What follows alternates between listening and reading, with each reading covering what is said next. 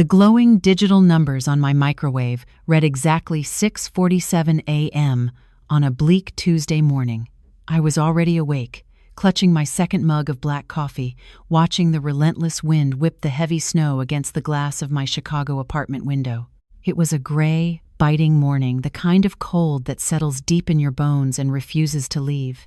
When the phone call came, shattering the kitchen silence, the screen flashed a name I hadn't seen in 3 weeks. Marcus. My brother. My stomach tightened instinctively.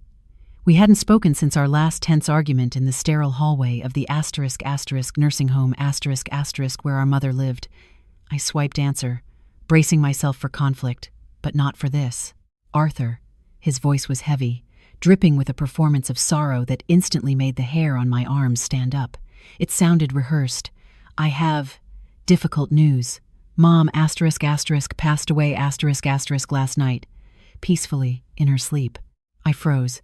The ceramic mug rattled as I set it down on the granite counter, my hands suddenly losing their strength. The world seemed to tilt on its axis. What? When? I was just planning to drive out there today. The funeral is Friday, Marcus interrupted, his tone snapping from mournful to sharp, like a steel trap closing. He didn't let me process the grief. I've handled all the arrangements. Then, without a pause for breath, his voice dropped to a cold, businesslike register that chilled me more than the blizzard outside. And Arthur, regarding the will, the documents are ironclad. Everything goes to me. The house, the cottage in Lake Geneva, the entire inheritance, it all comes to me.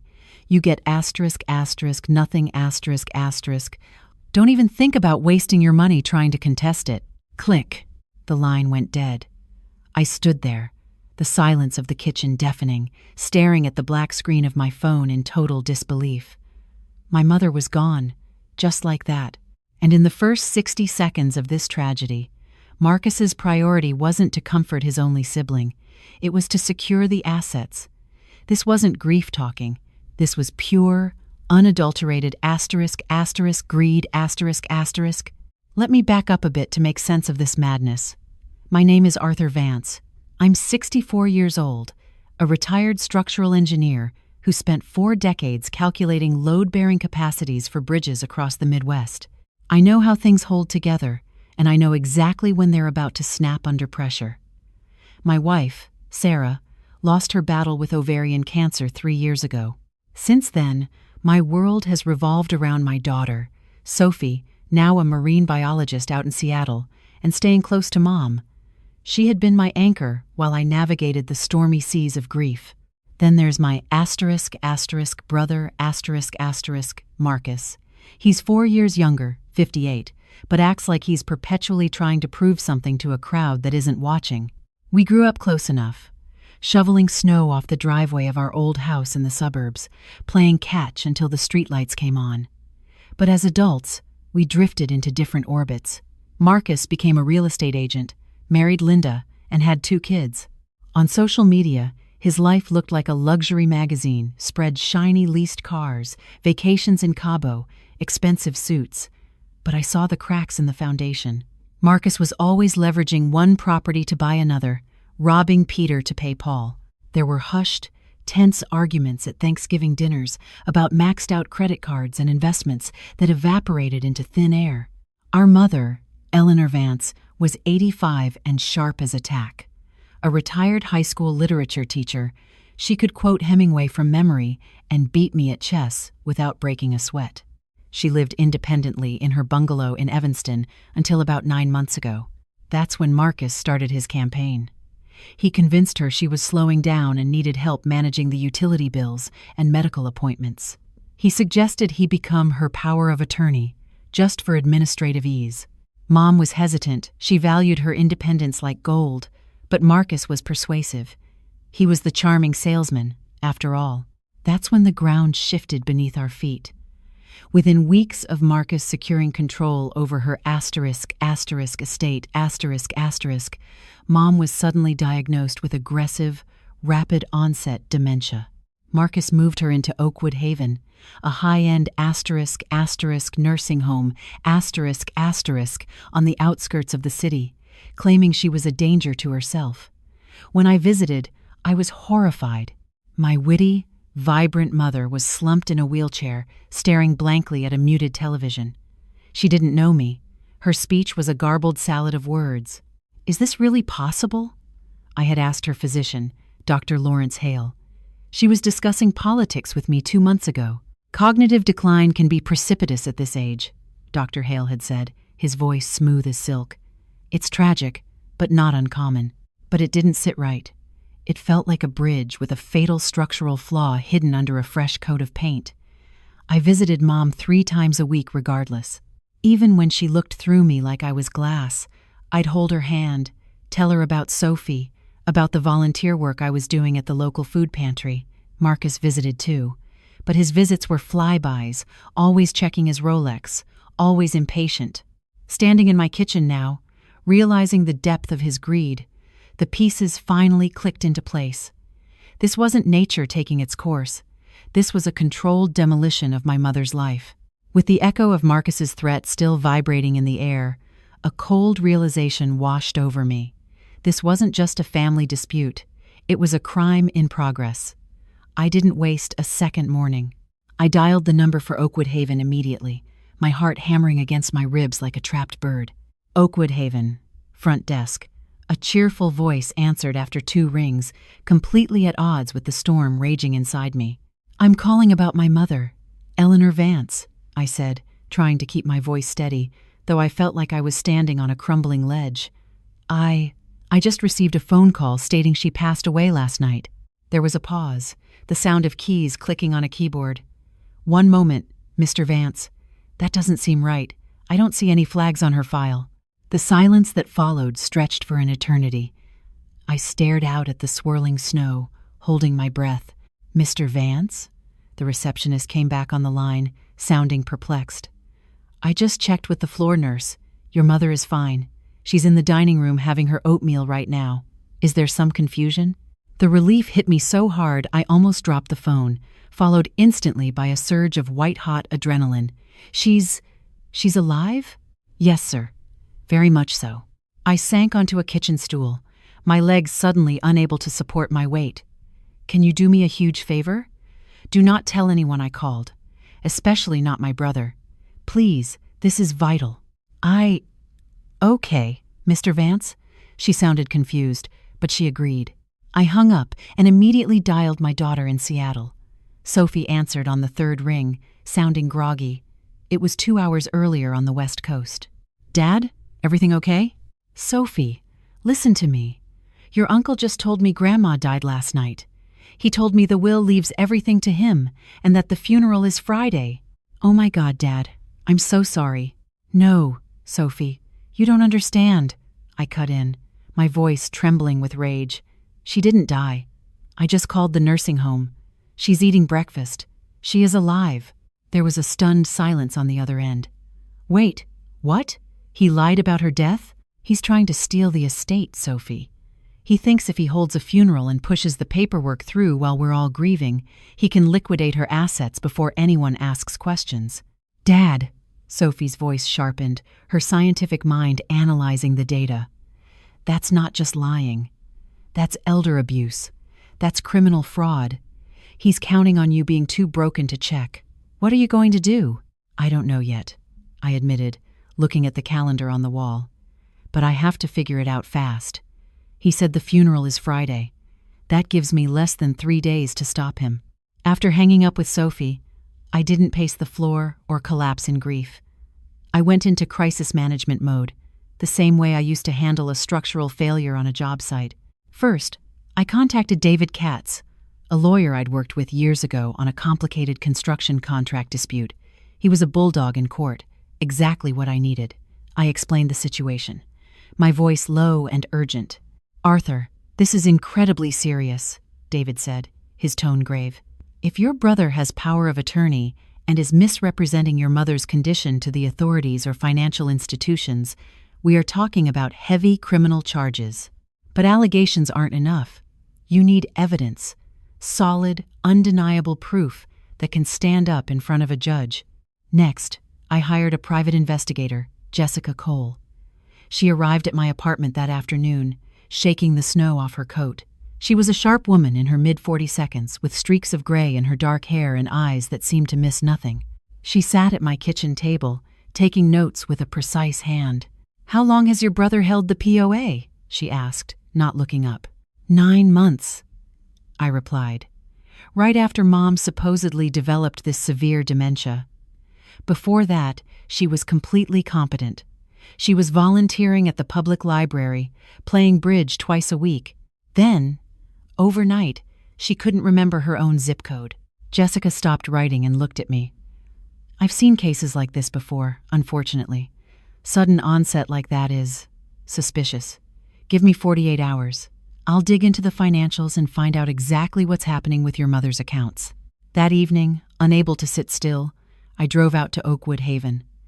I didn't call ahead. I needed to see her with my own eyes. When I arrived at Mom's room, she was sitting in her usual high-backed chair by the window, staring out at the darkening winter sky.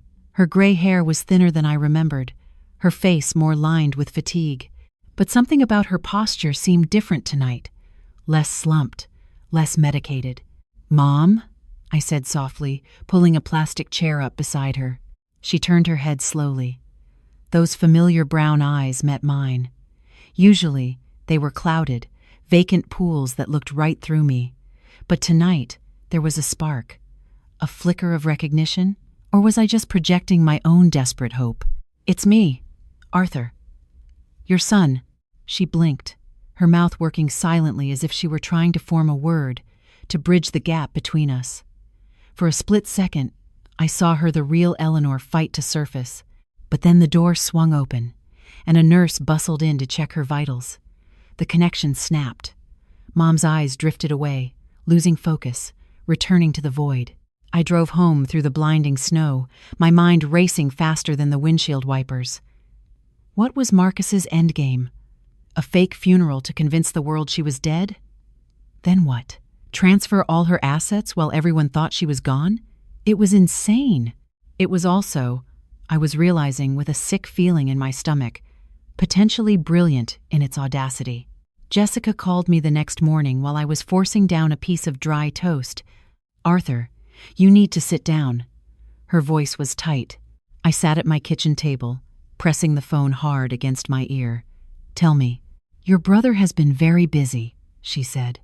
"In the past 8 months, he's transferred approximately $450,000 from your mother's investment accounts into his own personal LLC. He sold her lake house in Lake Geneva to a shell company last week. I'm still tracing the paperwork, but I suspect he's the beneficiary. He's been bleeding her dry." My hand gripped the edge of the table. Almost $500,000. "And Arthur," Jessica continued, "the doctor who diagnosed your mother's dementia, Dr. Lawrence Hale, he went to university with Marcus. They were fraternity brothers. They've been friends for 30 years. I felt bile rise in my throat. "So, Mom's dementia, it could be medication-induced? If she's being overprescribed sedatives or antipsychotics, it would explain the sudden cognitive decline and the vacant behavior. That's attempted murder by chemical proxy, Arthur. That's what we need to prove." "I'm going back there," I said, standing up. "I'm going to record everything." "Be careful," Jessica warned. "Illinois is a 2-party consent state for audio recording, but there are exceptions for expecting privacy in a nursing home room. Just get what you can." That afternoon, I was back at Oakwood Haven. I had my phone in my pocket, voice memo app open, but when I got to room 312, it was empty. The bed was made with military precision. A nurse I didn't recognize was placing fresh towels on the rack. "Where's my mother?" I asked, panic spiking in my chest. "Oh, Mr. Vance," she smiled politely. "Your brother took her out for a drive. He said she needed some fresh air." My blood ran cold. "When?" "About an hour ago." I ran to the parking lot, scanning for Marcus's black BMW. Gone. I called him 5 times, straight to voicemail.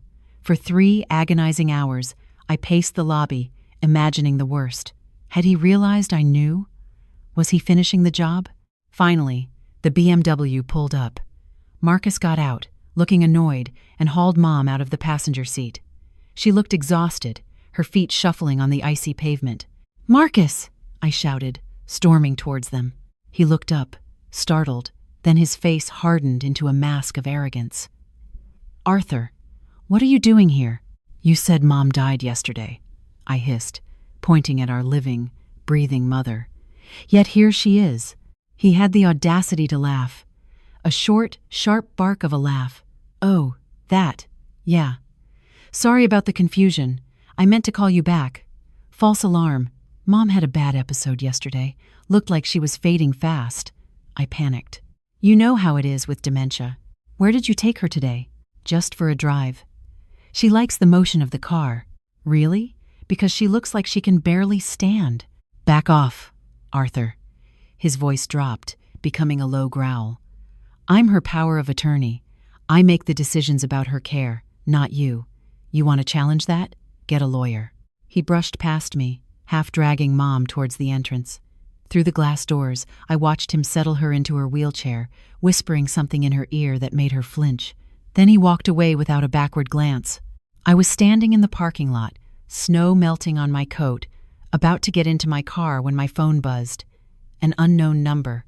I almost ignored it, my nerves already frayed to the breaking point, but some instinct made me answer. "Hello?" Silence. Then a whisper. A woman's voice, faint and scratchy, like a radio signal from a distant planet. "Arthur." "Yes?" "Who is this?" "Arthur." "It's me." The voice was so quiet I had to press the phone hard against my ear to hear over the wind. "Who?" "It's your mother." I froze, my hand gripping the door handle. That couldn't be. Mom was upstairs in her room, lost in a fog of confusion. And this call was coming from. I checked the screen. A blocked number. "Arthur, listen carefully. I don't have much time. I need you to come to my room tonight. Late, after 10 p.m. Make sure Marcus isn't here. And Arthur, don't tell anyone about this call." The line went dead. I stared at my phone like it had transformed into an alien artifact. That was impossible. Mom couldn't string a sentence together, let alone make a clandestine phone call. And yet that voice, even whispered and strained, had sounded like her. The times real times her. The sharp, clear-minded woman I'd known my entire life. I waited in my car across the street until after 10 p.m., watching the nursing home lights dim. Marcus's BMW was long gone. The night shift was on, just a skeleton crew. I used the visitor code I'd memorized to slip through the side door and made my way silently to room 312. Mom was sitting up in bed, the lights low. When I entered, she turned to look at me. In the dim light, I saw her eyes, clear, focused, completely lucid. "Close the door," she said in a normal voice. Not the confused mumble I'd heard for months. A strong, commanding voice. I shut the door, my hands shaking. "Mom? What?" "Sit down, sweetheart. We need to talk. And we don't have much time." I sat, completely stunned. Are you okay? What is happening?" My mother, who I'd thought was lost to the darkness of dementia, smiled at me. Actually smiled, with that wry, knowing expression I remembered from childhood when she'd catch me and Marcus sneaking cookies before dinner. "I'm fine, Arthur. I've been fine this whole time. But the dementia, the diagnosis, you couldn't even recognize me because I was pretending." The room seemed to tilt. "Pretending?" She reached over and took my hand. Her grip was firm, steady, nothing like the weak, trembling hands I'd held for months. "Arthur, I'm 85 years old. I've been thinking a lot about mortality, about what happens when I'm gone, and I realized I needed to know something. I needed to know which of my sons would actually take care of me, not for my money, not for inheritance, but because they loved me. So, you fake dementia to test us?" When Marcus suggested becoming my power of attorney, I saw an opportunity. I agreed, but I also consulted my own lawyer, someone Marcus doesn't know about. I put most of my assets in an irrevocable trust weeks before Marcus got the POA. The accounts he has access to? I only left enough in them to see what he'd do. I couldn't process this. Mom, why didn't you tell me? Her eyes grew sad. Because I had to test both of you. I had to see who would visit me when I couldn't give them anything back. Who would hold my hand even when I didn't know their name. And Arthur. You came 3 times a week. You sat with me. You talked to me. Even when I acted like I had no idea who you were. Tears were running down my face now. Of course I came. You're my mother. I know that now. But Marcus. She shook her head, a look of profound disappointment crossing her face. Marcus failed. Arthur. Worse than I ever imagined. I've been documenting everything. Every time he came to pressure me to sign papers. Every time he got angry when I played confused. Every time he took something from this room thinking I wouldn't notice. I have it all recorded. The $450,000? He took it from the accounts I left accessible. I've been letting him dig his own grave. Mom, he told me you were dead, I whispered, the horror of it fresh again. He's planning a funeral for Friday. She nodded grimly. I know. He told me today during our drive. He said I was going to have an accident, that I'd pass away peacefully. He wanted me to agree to sign transfer papers for the remaining bonds first, but I refused, played confused. He's running out of time, and he knows it. This is insane. This is dangerous. We need to call the police right now. No, not yet, she said firmly. David Katz, your lawyer? He's been my lawyer too, for the past month. We have a plan, but I need you to trust me, Arthur. Can you do that? I squeezed her hand. Always. Over the next 2 days, we set the stage. David brought in the police, but quietly. They agreed to let Mom's plan play out, to catch Marcus in the act with irrefutable evidence. We installed hidden cameras in Mom's room, tiny, high-definition lenses disguised as buttons on her cardigan and sensors in the smoke detector. We coordinated with the nursing home staff. Only the head administrator and one trusted nurse knew the truth. And Mom continued her act, playing the confused, declining patient whenever Marcus was around. Marcus came twice more. Once to bring papers for Mom to sign, transfer documents for the deed to her house. Mom scribbled something illegible, acting like she didn't understand the pen. Marcus's frustration was visible, barely contained. Just sign clearly, Mom, he hissed through gritted teeth, forcing the pen into her hand. I'm trying to help you. The second time, Thursday night, he brought a syringe. I watched the video feed from a van parked down the street with 2 detectives, and it made me physically ill. He told Mom it was her vitamin booster, but we had the contents tested later from the vial he discarded in the trash. It was a massive dose of barbiturates, enough to stop the heart of an 85-year-old woman. Mom pretended to take it, but palmed the injection site, flinching away so the needle only grazed her skin, spilling the liquid onto the sheets. She groaned and slumped back, feigning unconsciousness. Tomorrow, Marcus whispered, smoothing her hair with a chilling tenderness. Tomorrow, you'll finally be at peace, Mom. No more suffering, and no more blocking my future. He stood over her for a moment, watching her chest rise and fall, then turned and left the room, pulling the door shut with a soft click. In the van, the lead detective turned to me.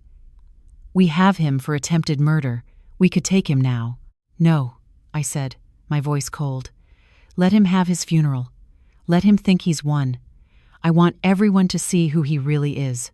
Friday morning arrived with a fresh layer of snow blanketing Chicago.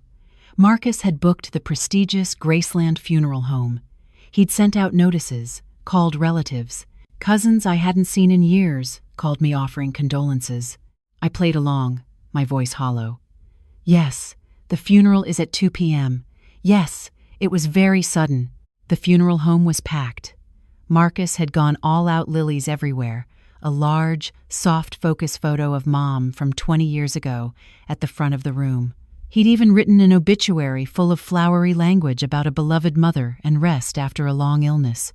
I sat in the front row with Sophie, who'd flown in that morning. Marcus sat across the aisle with Linda and their kids. His face was composed, appropriately sorrowful. Linda kept touching his arm, comforting the grieving son. His children looked genuinely sad. They'd loved their grandmother. At exactly 2 p.m., Marcus stood up to give the eulogy.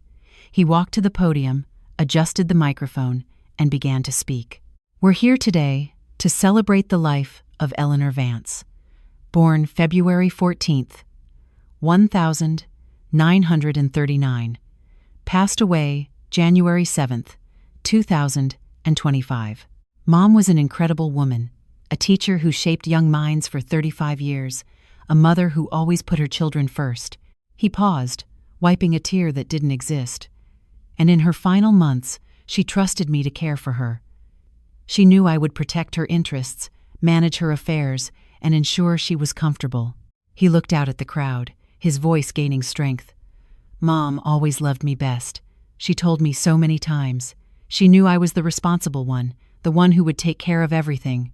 She wanted me to have her house, her cottage, everything she'd worked for because she trusted me to use it wisely to take care of the family. I stood up. Every head in the room turned. "That's interesting, Marcus," I said loudly, my voice cutting through the hushed room. "Want to tell everyone where Mom really is right now?" Confusion rippled through the pews. Marcus's face went white. "Arthur, sit down. This isn't the time. You're grieving. Where's the body, Marcus?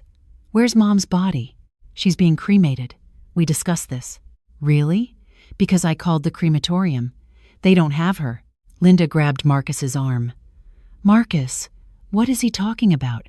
The double doors at the back of the chapel swung open with a heavy thud. Every person in the room turned, and there, framed in the doorway, was my mother. She walked in slowly using a walker, but her back was straight and her eyes were sharp. Behind her, 2 police officers in uniform followed. The room erupted. People stood up, gasping. Someone screamed. Marcus's daughter burst into tears. Mom made her way down the aisle, the sound of her walker rhythmic and terrifying in the silence. When she reached the podium, she stopped and looked up at Marcus. "Hello, son," she said clearly.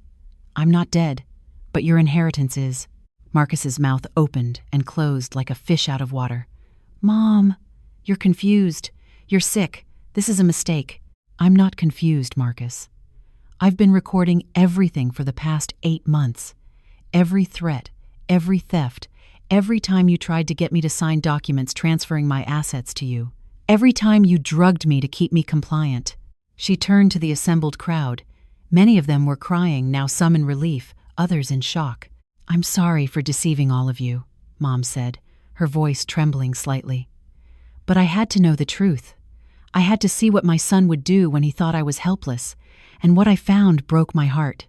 One of the officers stepped forward, handcuffs glinting in the chapel lights. "Marcus Vance, you're under arrest for elder abuse, theft over $100,000, fraud, and attempted probate fraud. You have the right to remain silent."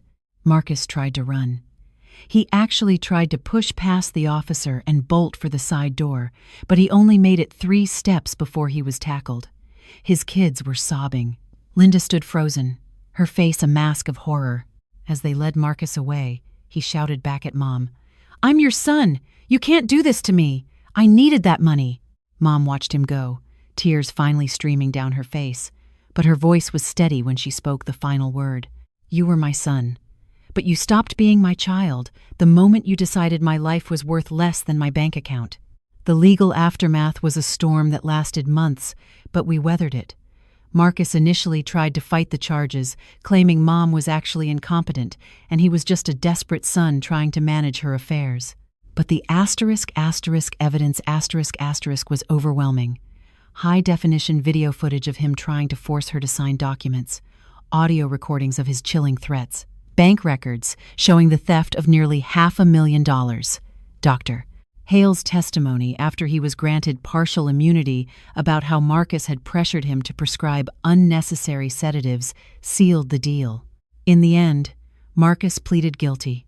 He got 8 years in prison, was ordered to repay the $450,000 he'd stolen, plus substantial fines. He lost his real estate license permanently. Linda divorced him within 6 months and got full custody of the kids. They were devastated, of course, but Sophie and I stepped in. We tried to be the stable family they needed, showing them that not every adult in their life was a monster. Dr. Hale lost his medical license. The medical board doesn't take kindly to physicians who knowingly drug elderly patients for profit. As for Mom, she moved into a small, accessible condo near my apartment in the city. She was done with the big house, done with maintaining property that only attracted vultures. She wanted to be close to family, to Sophie when she visited, to me. We had dinner together twice a week, real dinners, with laughter and wine and no secrets. She started volunteering again, this time at an elder abuse prevention center, sharing her story to help others recognize the warning signs. We established the Eleanor Vance Elder Protection Fund with part of the money Marcus had returned. It provides legal assistance to seniors fighting financial abuse cases. One evening, about a year after everything happened, Mom and I sat on my back porch, wrapped in thick wool blankets, watching another Chicago snowfall bury the world in white. She held a mug of tea, the steam rising in the cold air. "Do you ever regret it?" I asked, breaking the silence. "The way you tested us?" She was quiet for a long time, watching the snowflakes dance in the porch light. "I regret that it was necessary. I regret that my own son could do what he did. But Arthur, I don't regret finding out the truth. I had to know who would love me when I had nothing to give. You gave me everything that mattered," I said. "You taught me integrity. You taught me that doing the right thing matters, even when it's hard, especially when it's hard." She smiled, reaching over to squeeze my hand. "And that's why you passed the test. Not because you visited me, though that mattered, but because even when you thought I was gone, even when you thought you were getting nothing, you fought for what was right. You didn't let Marcus get away with it. You protected me even when I couldn't protect myself. That's what family does," I said. "Real family, yes," she corrected gently. "But blood doesn't make you family, Arthur. Love does. Choice does. Showing up does. Marcus was my blood, but he stopped being family the moment he decided I was just an asset to liquidate." We sat in comfortable silence, watching the snow pile up on the railing. Inside, I could hear my phone buzzing.